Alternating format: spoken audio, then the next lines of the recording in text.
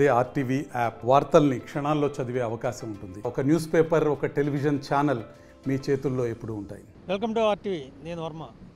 ఆంధ్రప్రదేశ్లో అధికార మార్పిడి జరిగిన తర్వాత విశాఖపట్నం వ్యాప్తంగా, ఉమ్మడి విశాఖ జిల్లా వ్యాప్తంగా కూడా అనేక భూ ఆక్రమణలతో పాటు ఈ విశాఖ తీరం వెంబడి అక్రమ కట్టడాలు కూడా చాలా వెలుగు చూస్తూ ఉన్నాయి. తాజాగా మనం చూసుకుంటే కనుక ప్రస్తుతం మనం భీమిలి బీచ్లో ఉన్నాం. ఇక్కడ అందాలను చూడడానికి రెండు కళ్ళు చాలవంటే అతిశయోక్తి లేదు. మనం చాలా సినిమాల్లో ఈ అందమైన భీమిలి లొకేషన్స్ మనం చాలాసార్లు చూసే ఉంటాం చాలా సినిమాల్లో. అలాంటి బీచ్లో, భీమిలి బీచ్లో ఇక్కడ నివాసం ఏర్పరచుకోవాలని చాలామంది ఆశించవచ్చు. కానీ ఇక్కడ కొన్ని నిబంధనలు అడ్డు వస్తూ ఉంటాయి. మనం ప్రధానంగా సిఆర్జెడ్ నిబంధనల గురించి ప్రత్యేకంగా చెప్పుకోవచ్చు.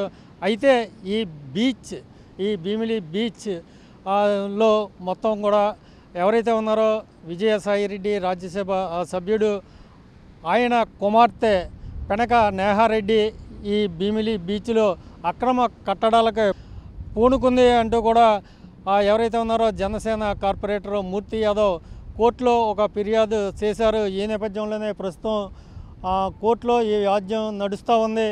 ఈ నేపథ్యంలో హైకోర్టు ఇక్కడ జీవీఎంసీ కావచ్చు, విఎంఆర్డీఏ అధికారులు కావచ్చు, అసలు ఈ విశాఖ తీరంలో ఇలా ఎందుకు అక్రమ కట్టడాలకి నెలవుగా మారింది, అసలు ఏం జరుగుతుంది, దీని మీద ఒక నివేదిక ఇమ్మంటూ కూడా అధికారులకి ఒక డైరెక్షన్ ఇచ్చినట్టుగా తెలుస్తుంది. ప్రస్తుతం అయితే కోర్టులో ఈ వాద్యం నడుస్తున్న నేపథ్యంలో అక్కడ హైకోర్టు న్యాయమూర్తులు ఈ కేసుని సెప్టెంబర్ 11కి వాయిదా వేశారు. ఈ నేపథ్యంలో అసలు ఈ విశాఖ బీచ్లో ఎలాంటి అక్రమ కట్టడాలు జరుగుతూ ఉన్నాయి, నిజంగానే ఇక్కడ విజయసాయిరెడ్డి కుమార్తె నేహారెడ్డి ఈ ఆక్రమణలకు పాల్పడ్డారా లేదా అని మనం చూసే ప్రయత్నం చేద్దాం. మనం చూడొచ్చు సిఆర్జెడ్, అలాగే సిఆర్జెడ్-1, సిఆర్జెడ్-2, సిఆర్జెడ్-3 జోన్లుగా మొత్తం తీర ప్రాంతాన్ని అంతా కూడా చెప్పుకుంటూ ఉంటారు. మనం ప్రధానంగా చూసుకుంటే భీమిలి బీచ్లో పెద్ద సిమెంట్ కట్టడం, పొడవాటి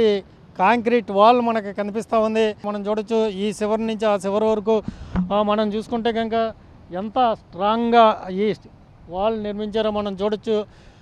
ఆ చివరి నుంచి ఈ చివరి వరకు కూడా మొత్తం ఈ కాంక్రీట్ వాల్ మనకు కనిపిస్తుంది. ఆ తర్వాత ఒక క్యాబిన్ లాగా అక్కడ ఒక కట్టడం కూడా మనకు కనిపిస్తుంది. మనం ప్రధానంగా చూసుకోవచ్చు ఈ కట్టడం, ఈ కాంక్రీట్ వాల్ ఏదైతే ఉందో ఇది ఎంతవరకు నిజం ఉందో అధికారులు నిగ్గు తేల్చాల్సిందే. మనం చూడొచ్చు ప్రధానంగా సిఆర్జెడ్-1 గురించి మనం చూసుకుంటే కనుక మనం ఇక్కడ చూస్తూ ఉన్నాం.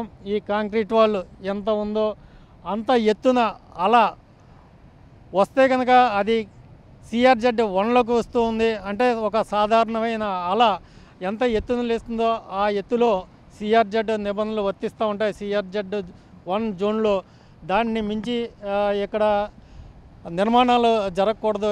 అలాగే మామూలు సాధారణ అలకంటే ఎత్తులో కనిపించేది ఇంకో 4-5 అడుగుల ఎత్తులో ఉంటే కనుక ఆ రేంజ్లో అలా వచ్చే స్పేస్ని ఏదైతే ఉందో దాన్ని సిఆర్జెడ్-2గా, దాని మీద ఇంకో 5 అడుగుల ఎత్తుగానే అలా వచ్చే ప్లేస్ ఎక్కడైతే ఉందో అక్కడ వరకు కూడా సిఆర్జెడ్-3 వస్తూ ఉంటుంది.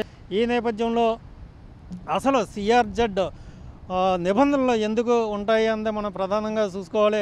ఎక్కడైనా ఇక్కడ కెలామిటీ అన్నది సంభవిస్తే కనుక ప్రకృతి విపత్తుల సమయంలో ఈ అలలు కానీ ఎగసిపడితే దురదృష్టవశాత్తు ఏ సునామీ లాంటి ప్రకృతి విపత్తు వచ్చినా సరే ఇక్కడ నివాసం ఏర్పరచుకుని ఉంటే కనుక జన నష్టం, ప్రాణ నష్టం జరుగుద్ది కాబట్టి, పశు నష్టం కూడా జరుగుతుంది కాబట్టి అందుకనే ఇక్కడ ఖచ్చితంగా ఏది పర్మనెంట్ స్ట్రక్చర్స్కి అనుమతి ఎవరో మనం ఒకవేళ ప్రభుత్వాలు కానీ పర్యాటకాభివృద్ధి విషయంలో కనుక పర్యాటకాభివృద్ధి నిమిత్తం ఏమన్నా ఈ సిఆర్జెడ్ జోన్లో కట్టడాలు లాంటివి అంటే రిసార్ట్స్ లాంటివి కానీ హోటల్స్ లాంటివి కడితే కనుక అవి తాత్కాలిక కట్టడాలు అయి ఉండాలి. కానీ పర్మనెంట్ స్ట్రక్చర్ మాత్రం ఎట్టి పరిస్థితుల్లో ఉండకూడదు. దీని మీద కేంద్ర పర్యావరణ మంత్రిత్వ శాఖతో పాటు రాష్ట్రంలో ఉండే పర్యావరణ శాఖ కూడా తీవ్రంగా ఈ నిబంధనల్లో ఉల్లంఘన జరగకుండా చూసుకోవాల్సిన పరిస్థితి ఉంది. అయితే ఈ గత 5 ఏళ్ల కాలంలో ఇక్కడ ఈ ఉమ్మడి విశాఖ తీరంలో ఎందుకు ఇలాంటి అక్రమ కట్టడాలు వెలిగాయి, ఎందుకు ఈ ఎంక్రోచ్మెంట్లు ఈ ఆక్రమణలో జరుగుతున్నాయి అన్న దాని మీద కోర్టు అధికారులని ప్రశ్నించినట్టుగా తెలుస్తుంది. ఈ నేపథ్యంలో అంటే సెప్టెంబర్ 11 తర్వాత కోర్టు ఈ అక్రమ కట్టడాల మీద ఎలాంటి తీర్పు ఇస్తుంది అంతా మనం వేచి చూడాలి. అయితే కనుక ఇక్కడే కాదు, మొత్తం భీమిలి దగ్గర నుంచి అటు విశాఖ ఆ తీరం అంతా కూడా ఈ ఎంక్రోచ్మెంట్స్ మనకు కనిపిస్తూ ఉన్నాయి. నిబంధనల ఉల్లంఘన జరుగుతా ఎందుకు ఈ అక్రమ కట్టడాలు జరుగుతూ ఉన్నాయి, ఈ ఆక్రమణలు జరుగుతూ ఉన్నాయి, ఎందుకు చూసి చూడనట్టు ప్రభుత్వం చూస్తూ ఊరుకుంది అన్నది ఇక్కడ పెద్ద సందేహాస్పదంగా మనకు కనిపిస్తూ ఉంది.